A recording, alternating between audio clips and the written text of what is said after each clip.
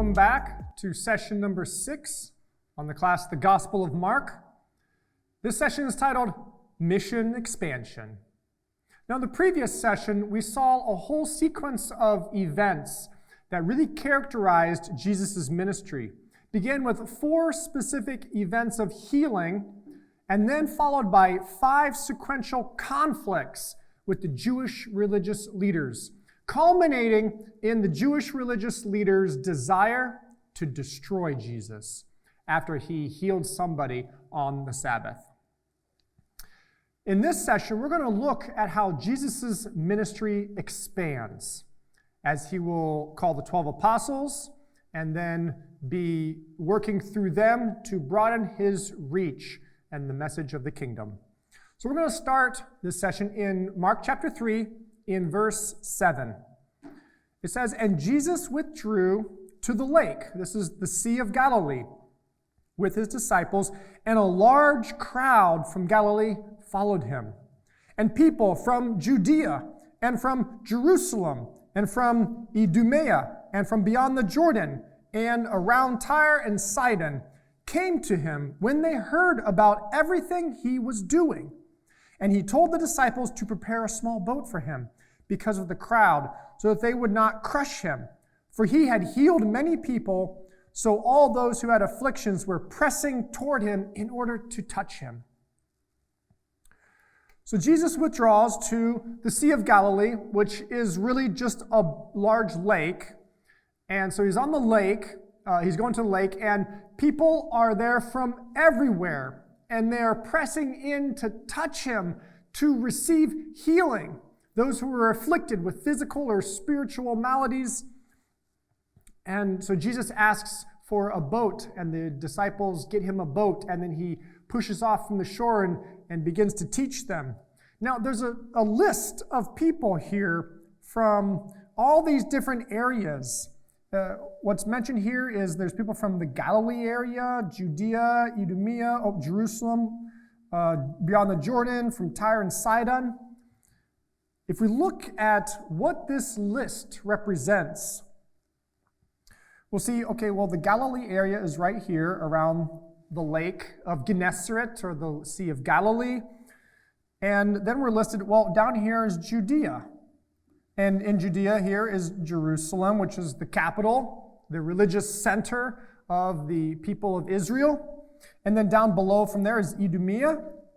And then over here on the other side of the Jordan, this is beyond the Jordan area. And then up here in Phoenicia, we have Tyre and Sidon. And so we have basically the top from the north all the way to the south, and in between, all of these people are coming to see Jesus.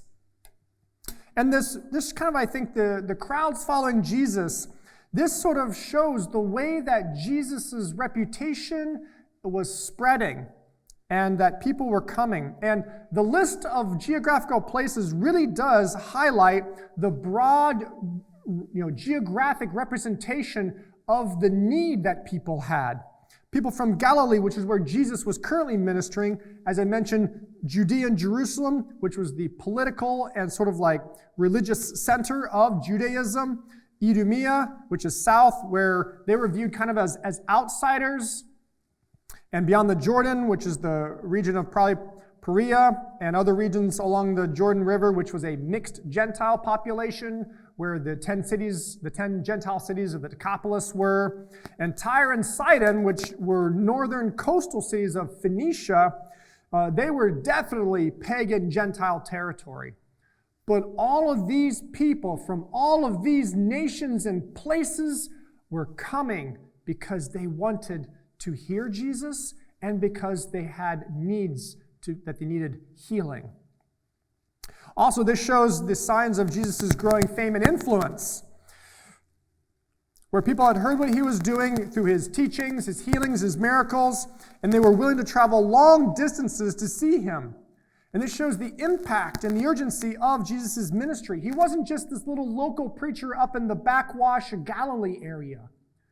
His name was being known throughout the entire region of this part of the Mediterranean. This also, I think, foreshadows the broad global reach of the good news. That even though it started out in a small little area around Galilee, it's already growing and it's expanding rapidly. This also shows the tension that is with the religious authorities, because just a few verses earlier we saw about how the Pharisees and the Herodians, they wanted to plot how to kill Jesus. And immediately afterward, though, we see here that everybody wants to see Jesus. The religious authorities don't want him, but everybody else does. What a stark contrast. While the Jewish religious elites, they want to get rid of him, the general masses of people, both Israelite and non-Israelite, are drawn to him, and they want to see what he has to say, and they want to receive what he has to offer. Lastly, this list really does exemplify cultural and ethnic diversity, where we have Samaritans, Jews, probably descendants of the Edomites from down in Idumea, and the Gentiles and other groups from outside of Israel, like up in the Phoenicia area. And each had different cultural norms, languages, and expectations of what a Messiah would be.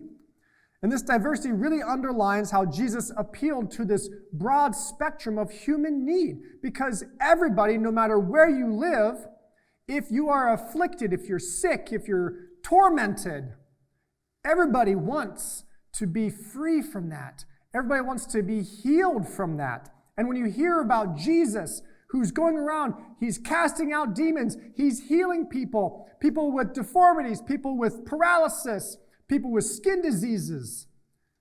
People wanted what he was doing and what he had to offer, to where he showed the power of the kingdom for all who wanted it.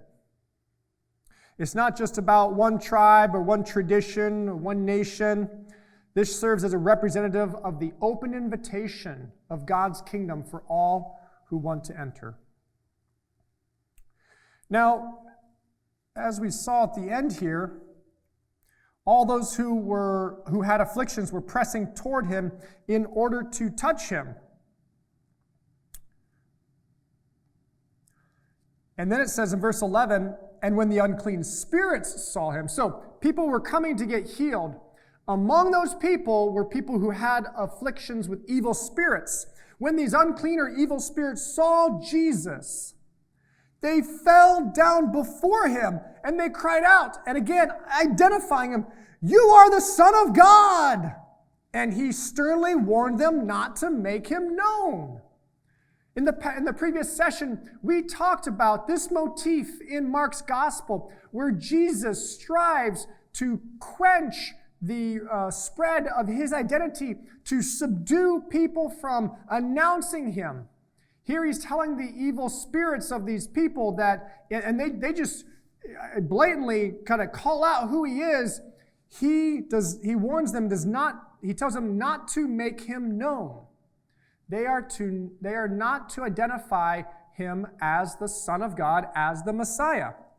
This is what is known as the Messianic secret in the Gospel of Mark. And there are a number of times when this occurs. There's no less than 1, 2, 3, 4, 5, 6, 7, 8 occurrences where Jesus makes explicit mention for people or spirits to not announce or declare his identity. Now, we went through a couple reasons why that could be in the last session. It could be to prevent misunderstanding, where perhaps people expected a different type of Messiah, and Jesus didn't want to announce that he was the Messiah, so people would then sort of like have a misaligned expectation. Jesus wanted to redefine what kind of a Messiah he was. Could be because of timing, that Jesus did not want his identity to be revealed too early, that he wanted to have it be revealed after he had suffered, died, and was raised, as he makes mention of that in Mark chapter 9, or to produce what is called narrative tension. This is where, as a reader, you're reading something that is in narrative, and you know information that the people or characters in the story don't. And so perhaps Mark is building this dramatic suspense through narrative tension where the readers know who Jesus is because the spirits are announcing it, but the characters, his disciples, the people around him, they're struggling to really grasp who is this Jesus of Nazareth, this rabbi who's doing all these miracles and healing people and casting out demons. So it could be one or a combination of those reasons or perhaps something else. But it definitely is noticeable as we will be going through Mark's gospel that Jesus does this time and time again. It's a recurring motif. All right, moving on to chapter 3, verse 13. In the next segment, Jesus went up on the mountain and he called to himself those whom he wanted, and they came to him.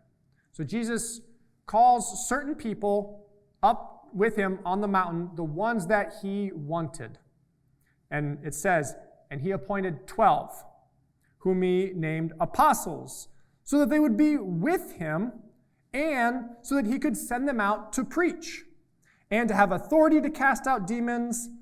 And he appointed the 12, and these are the 12. Simon, to whom he gave the name Peter, and James, the son of Zebedee, and John, the brother of James. To them he gave the name Boanerges, which means sons of thunder, and Andrew, and Philip, and Bartholomew, and Matthew, and Thomas, and James, the son of Alphaeus, and Thaddeus, and Simon the Zealot, and finally, Judas Iscariot, who also betrayed him.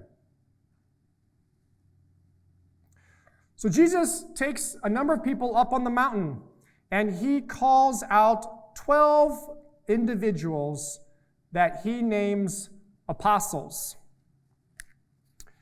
These 12 apostles are very special individuals to Jesus in his ministry. And he appoints them, and he gives really 3 specific reasons for naming these individuals as apostles. He says that they are to be with him, they are to be sent out to preach, and they are to have authority to cast out demons. Now, what's the significance of these 3 purposes? Let's look at what the meaning of the 12 can consist of. Now, calling 12 apostles really is a clear echo to the history of Israel with the 12 tribes of Israel, the 12 sons of Jacob. 12 individuals founded the nation of Israel. Here Jesus is calling and appointing 12 individuals. He's forming a new community. Secondly, discipleship and relationship. When Jesus says that he names these individuals as apostles, he specifically says that it is so that they will be with him. That Jesus wasn't just naming them apostles and then telling them to be gone and do your thing. No, the first reason that is given is so that these people would have a special relationship with Jesus. And I think this is not just for them, this is a model of being a disciple and follower of Jesus, is to be with Jesus. Discipleship and relationship go hand in hand.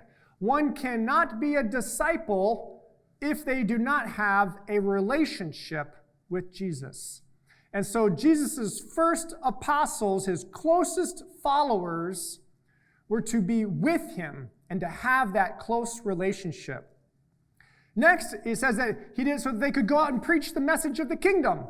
They could preach the good news. So they have a mission, and they're also given authority to cast out demons. So the reason why Jesus named them apostles, which kind of means people who are sent or who are sort of like messengers, those who carry and bring a message, they are also given authority, like Jesus, over the kingdom of Satan, to command evil spirits and to drive them out and to free people from bondage. Next, the list of 12 kind of shows the inclusivity and imperfection of Jesus' followers. All of these individuals that Jesus names, they don't all come from kind of like one stock, around Capernaum. They come from various different backgrounds, particularly if we're talking about, for example, Simon, who was the zealot particularly, he was a specific nationalist and potentially had a background in treasonous activities and trying to undermine the government of Rome. And so he had a background unlike the fishermen of Peter and Andrew and James and John, who were uneducated individuals who had a simple occupation. Moving on to for example, Matthew, who is named Levi. When we saw in the last episode, or last session, where Jesus calls Levi, the son of Alphaeus, that is Matthew. He's a tax collector. He has training to count coin and to sit at the booth and to work for Rome. He's basically a Roman collaborator. And not to mention a number of others in the group that were different, and especially the last person mentioned, Judas Iscariot. Mark specifically narrates kind of like proleptically or like foreshadowing what is to come by saying he's the one who betrayed Jesus. Spoiler alert, he basically kind of like includes that little piece of information where as the reader, as we're going along, we have no idea what's coming ahead. But Mark narrates this little tidbit to show that one of the 12 is actually a betrayer. So I think this list has a lot of diversity in it and shows the imperfection of the people that Jesus chose to be his closest followers. All right, next segment in chapter 3, verse 19, the latter part of verse 19 picks up, and he came home. Now this home is Capernaum. Jesus lived in Capernaum. It was where he had his kind of like his home base. You could say it was like his headquarters for his ministry outreach. So he comes back to Capernaum, and it says in verse 20, and the crowd came together again to such an extent that they were not able to even eat, or they were not even able to eat. And when his family heard this, they went out to seize him, for they were saying, he's out of his mind. So Jesus' popularity and growing recognition is interfering here with daily life. Due to Jesus' increasing renown, the religious leaders in Jerusalem, they had sent delegates to undercut his ministry here. But before that, Jesus is with his family, and so many people are coming together that he can't even eat. Him and his disciples, they're in their home, and so many people are trying to access him, they can't even have their meal. And when his family heard this, I think they had enough. We don't understand kind of like the background of was this the first time his family had gotten concerned? Or was this kind of like the last straw that broke the camel's back? Nevertheless, his family decides it's time to act. So we saw how the religious leaders were trying to interfere with Jesus and then ultimately wanting to destroy Jesus. And that kind of like antagonism that he got from them. And now he's finding it with his own family. His own family wants to come and interfere with his ministry.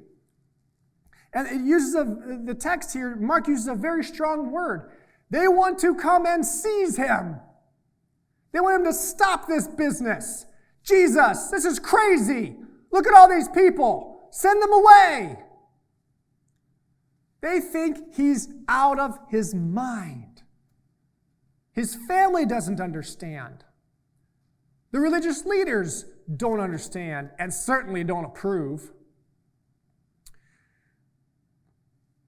So the religious leaders get sent from Jerusalem. So Jesus is causing such a ruckus, you might say, or he's becoming so well known and so many people are coming that it reaches the ears of the religious leaders in the capital. So up in Jerusalem, in the hills of Judea, people are sent to come down into the Galilee area. And when they come, they confront Jesus. And what they say here, they say, "He has Beelzebul. And by the power of the ruler of the demons, he casts out demons." This tactic of the Pharisees, the experts in the law here, from Jerusalem as delegates representing the Judaism of Israel, they come to undercut his ministry, not by denying the miracles, because I think they could not say that the miracles didn't happen when everybody is witnessing them. So they changed their strategy, and they now try to spin a story that explains what Jesus is doing is actually not from God. It's actually the evil spirit Beelzebul. That is the person who Jesus is working with, whereby he's able to do these things. And so they say that Jesus is possessed by a demon himself. And not just any demon, Beelzebul. This is a kind of an alias for Satan. So they're saying it's by the power of the ruler of the demons. They're saying Jesus is in cahoots with the king of the evil realm. The king of the evil spirits is actually working in Jesus. That's what you see and hear, folks. Well, how does Jesus respond to this? Well, to address his opponent's accusation, Jesus does two things. He offers a refutation for their accusation, and then he offers an explanation. He doesn't just simply say, "You're wrong. You don't know what you're talking about." He doesn't fire back like that. But he does show them why they're wrong. However, he doesn't resort to any sort of like vitriol or anger, but he simply dismantles their faulty proposition by showing the incongruity in it.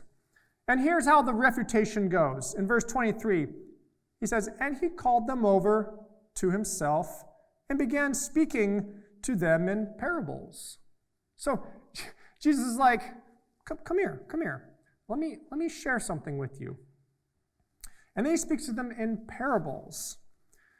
Well, the parable is, he says, how is the adversary able to cast out the adversary? It's really kind of a rhetorical question rather than a parable. If a kingdom is divided against itself, that kingdom is not able to stand. And if a house is divided against itself, that house will not be able to stand. And if the adversary has risen up against himself and is divided, he is not able to stand, but his end has come. So this rhetorical question that Jesus raises, how is the adversary able to cast out the adversary? It really isn't meant to raise suspicions on, what's the mechanism by which this happened? It's really more geared toward, why would this happen? Tell me, why would the adversary do this? What benefit would Satan derive by driving out a demon from a person? That is the goal of Satan's empire, isn't it? To oppress and enslave and afflict people with his power.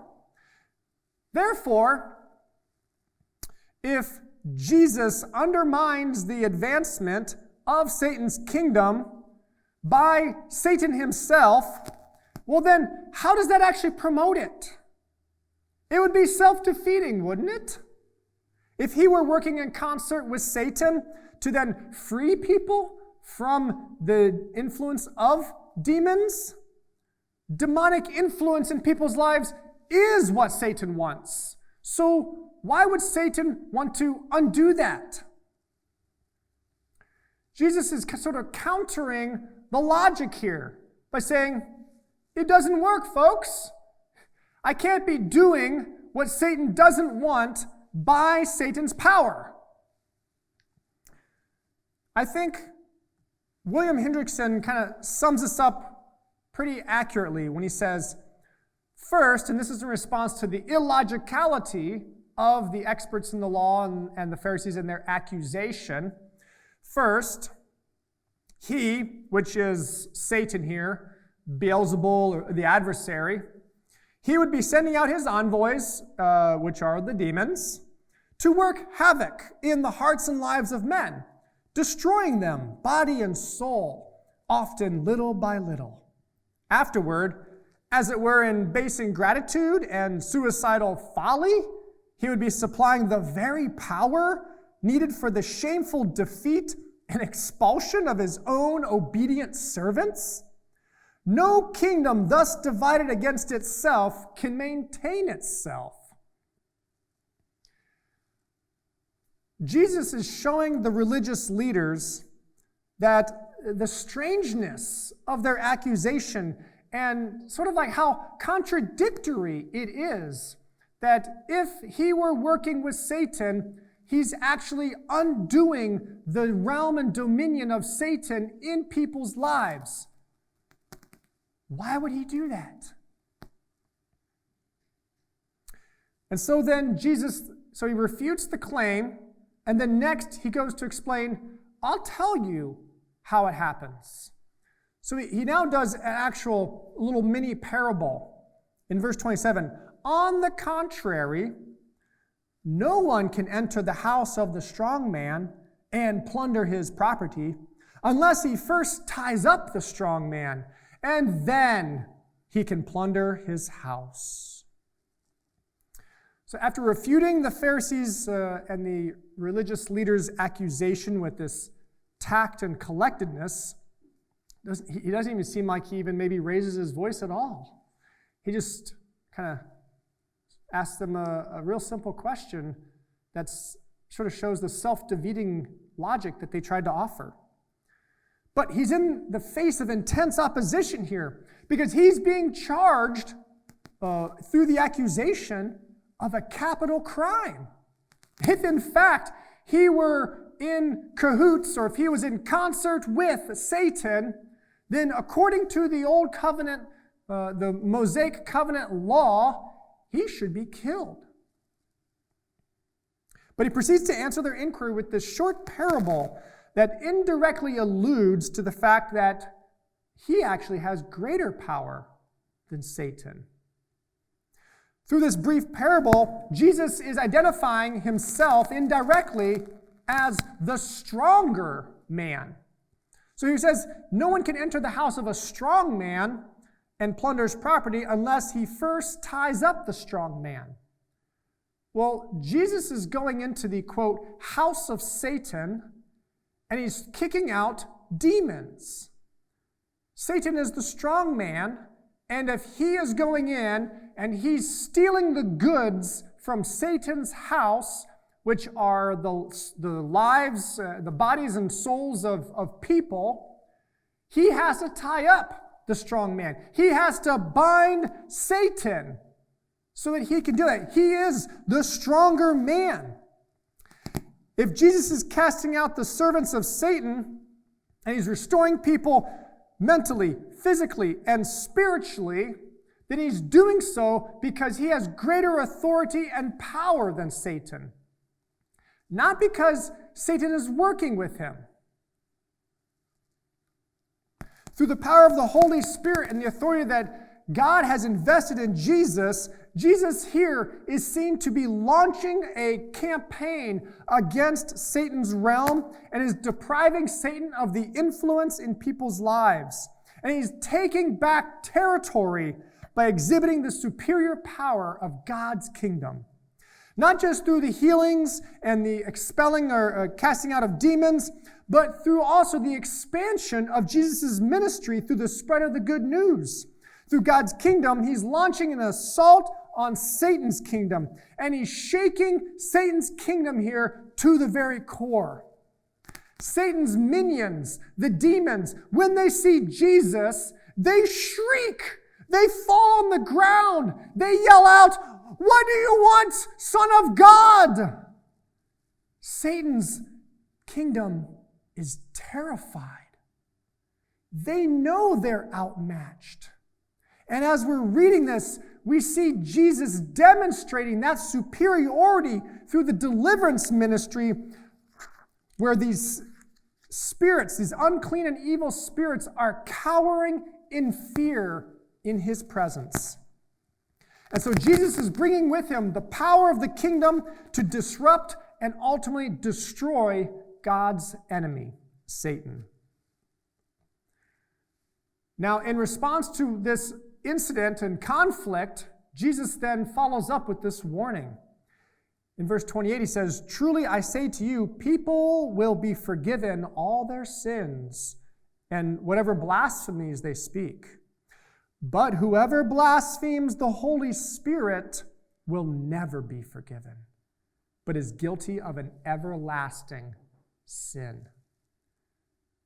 And he was saying this because they were saying he has an unclean spirit. In a sobering follow-up here, Jesus warns that to claim his work is actually the work of Satan is to blaspheme the Holy Spirit, which Jesus says is unforgivable. This harsh rebuke, it really seems to be aimed at presenting the seriousness of the accusation of the Jewish religious leaders and the gravity of the consequences that they would face. Jesus is essentially pronouncing judgment upon them. In order to pronounce judgment, that means he has to have a higher authority than they. Well, moving away from this scene, Mark then transitions back to a family context. Now, verse 31, "And his mother and his brothers arrived," so they heard about this somehow, and they came to where this was happening, and so they now arrive, and they're standing outside, and they sent word to him, calling for him, and the crowd was sitting around him, and they said to him, "Look, your mother and your brothers are outside looking for you." And answering them, he said, Who are my mother and my brothers?" And looking around at those who were sitting in a circle around him, which would include his 12 apostles, other disciples, and the Jewish religious leaders, he said, "Look, here are my mother and my brothers. For whoever does the will of God is my brother and sister and mother." This incident here is kind of picking back up from verse 21, where Jesus' family was coming and they wanted to seize him. And now this is sort of painting Jesus' family as antagonists against him. And he decides to show the distinction between the familial, the biological, genealogical ties, to redefining what true family is. And he shows that true family are those who care more about the work of God that he has called them to than the socio-biological concerns of their community and their family. Well, in the ancient culture, the family unit was the basis of all social and civil life. Families would often live near each other, if not together, in the same kind of facility, compound, or large house. And they typically would share everything in common. The Israelite culture highly valued family relationships. It was the very basic fabric of their community and society.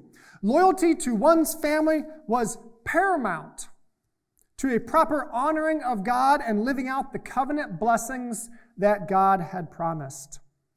A person, an Israelite, was to see their identity as being part of their family and thus part of the greater community. Therefore, for Jesus to challenge this conception of family was a way that he's basically undermining the very foundation of the Israelite way of life. His statement about who is my mother and my brother, in a way, is a very big slap in the face. I'm sure his mothers and his brothers were probably appalled to hear him say this. But Jesus wasn't coming to say the things that people wanted to hear. He was coming to say the things that they needed to hear. And here's where Jesus sort of draws the line. And he says, my true family are those who think and live the way I do, serving the will of my Father. Those are my siblings. Those are my brother, sister, and mother.